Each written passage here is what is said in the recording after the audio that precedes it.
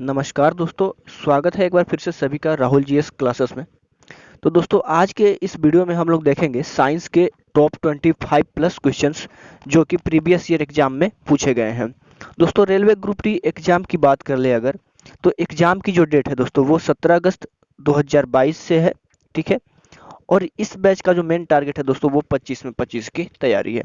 तो दोस्तों वीडियो को स्टार्ट करने से पहले आप सभी से एक रिक्वेस्ट करना चाहूँगा कि दोस्तों अगर चैनल पर नए हैं तो चैनल को सब्सक्राइब और बेल आइकन को ऑल पे जरूर सेट कर लीजिएगा ताकि हमारी ऐसी वीडियो का नोटिफिकेशन आपको मिलता रहे। तो चलिए स्टार्ट करते हैं आज के पहले क्वेश्चन के साथ। तो पहला क्वेश्चन क्या है दोस्तों, एस्टिग्मेटिज्म एक बीमारी है। तो एस्टिग्मेटिज्म जो एक बीमारी है दोस्तों वो आँख की एक बीमारी होती है। किसकी बीमारी होती है? तो याद रखिएगा दोस्तों, वो आँख की एक बीमारी होती है। किसकी होती है? तो आँख की एक बीमारी होती है, ठीक है। अगले क्वेश्चन की ओर हम चलते हैं। विश्व स्वास्थ्य दिवस कब मनाया जाता है? तो विश्व स्वास्थ्य दिवस जो है दोस्तों वो आपको 7 अप्रैल को मनाया जाता है। कब मनाया जाता है? तो 7 अप्रैल को मनाया जाता है, ठीक है। अगले क्वेश्चन की ओर हम चलते हैं। मेलाकोनाइट किस धातु का खनिज है? तो मेलाकोनाइट जो है दोस्तों वो तांबा का एक खनिज है या अयस्क है, ये कह सकते हैं, ठीक है। अगले क्वेश्चन की ओर हम चलते हैं। किस अम्ल का प्रयोग सीसा संचायक बैटरी में किया जाता है? तो दोस्तों सल्फ्यूरिक अम्ल का जो प्रयोग है ना वो सीसा संचायक बैटरी के रूप में प्रयोग किया जाता है, ठीक है, याद रखिएगा। अगले क्वेश्चन की ओर हम चलते हैं। मनुष्य के शरीर में कितना लीटर रुधिर होता है, यानी कितना लीटर ब्लड होता है? तो मनुष्य के शरीर में जो है दोस्तों 5 से 6 लीटर। अगर ऑप्शन में 5 से 6 लीटर है तो 5 से 6 लीटर भी लगा सकते हैं, ठीक है। अगले क्वेश्चन की बात करते हैं हम। अगला क्वेश्चन क्या है? विद्युत धारा का चुंबकीय प्रभाव सर्वप्रथम अवलोकित किसने किया? तो सर्वप्रथम जो अवलोकित किया था दोस्तों वो ऑस्ट्रेन के द्वारा किया गया था, ठीक है। दोस्तों सेशन को बिल्कुल स्किप नहीं कीजिएगा क्योंकि सारे के सारे जो क्वेश्चन है वो प्रीवियस ईयर क्वेश्चन है। तो चलिए अगले क्वेश्चन की ओर हम चलते हैं। तो न्यूरॉन किसकी इकाई है? तो न्यूरॉन जो है दोस्तों तंत्रिका उत्तक या तंत्रिका तंत्र की इकाई है, ठीक है। अगला क्वेश्चन देखते हैं हम इसमें। ब्लैक होल सिद्धांत की खोज किसके द्वारा की गई? तो ब्लैक होल जो सिद्धांत की जो खोज की गई थी दोस्तों वो एस चंद्रशेखर के द्वारा की गई थी, ठीक है। अगले क्वेश्चन की ओर हम चलते हैं। शरीर में हीमोग्लोबिन का कार्य है। तो शरीर में जो हीमोग्लोबिन का कार्य होता है दोस्तों वो ऑक्सीजन का परिवहन होता है, यानी ऑक्सीजन का ट्रांसपोर्टेशन होता है, ठीक है। अगले क्वेश्चन की ओर हम चलते हैं। रेडियोधर्मी तत्व जिसका भारत में विशाल भंडार पाया जाता है।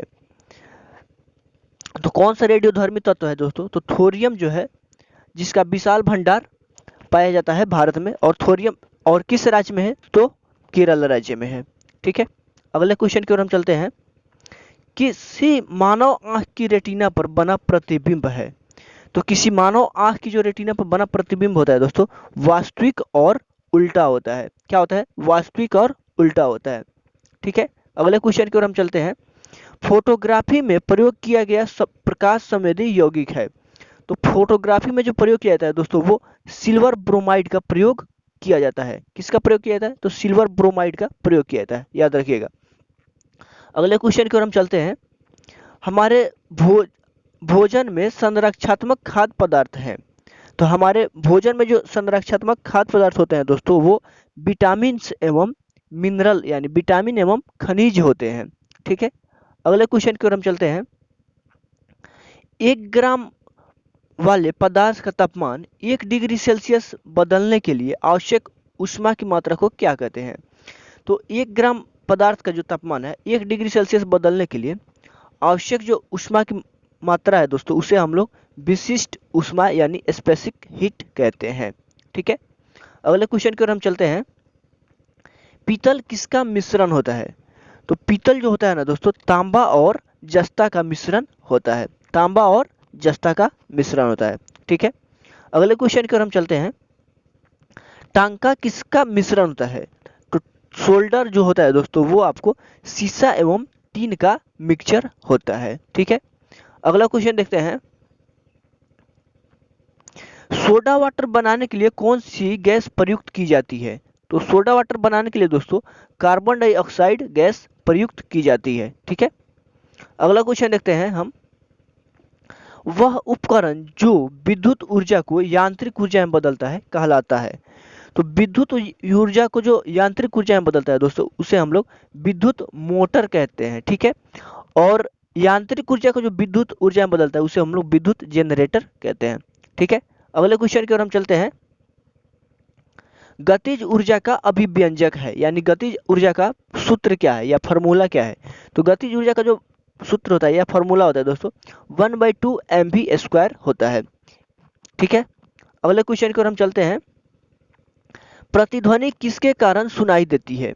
तो प्रतिध्वनि जो होती है दोस्तों यानी इको किसके कारण सुनाई देती है। तो इको जो है दोस्तों ध्वनि के परावर्तन के कारण, यानी ध्वनि के साउंड के रिफ्लेक्शन के कारण सुनाई देती है। ठीक है, अगले क्वेश्चन की ओर हम चलते हैं। पानी से भरे एक बर्तन में बर्फ का एक टुकड़ा तैर रहा है। पूरी बर्फ के पिघलने पर बर्तन का जल स्तर क्या होगा। तो बर्फ जब पिघल जाएगी दोस्तों तो बर्तन का जो जल स्तर है दोस्तों अपरिवर्तित रहेगा, यानी सेम का सेम ही रहेगा। ठीक है, अगले क्वेश्चन की ओर हम चलते हैं।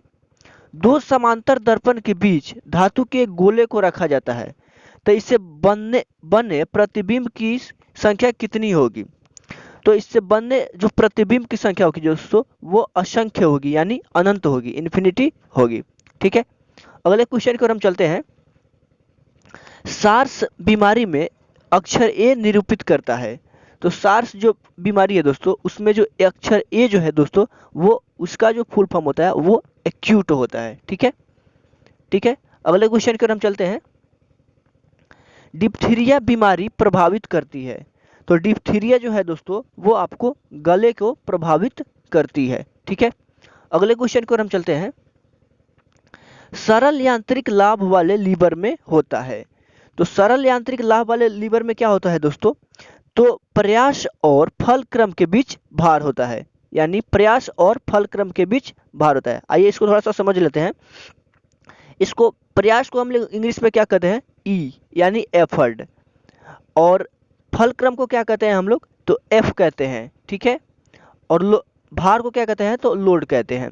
यानी प्रयास और फल क्रम के बीच जो होगा ना वो लोड होता है, यानी ई एल एफ।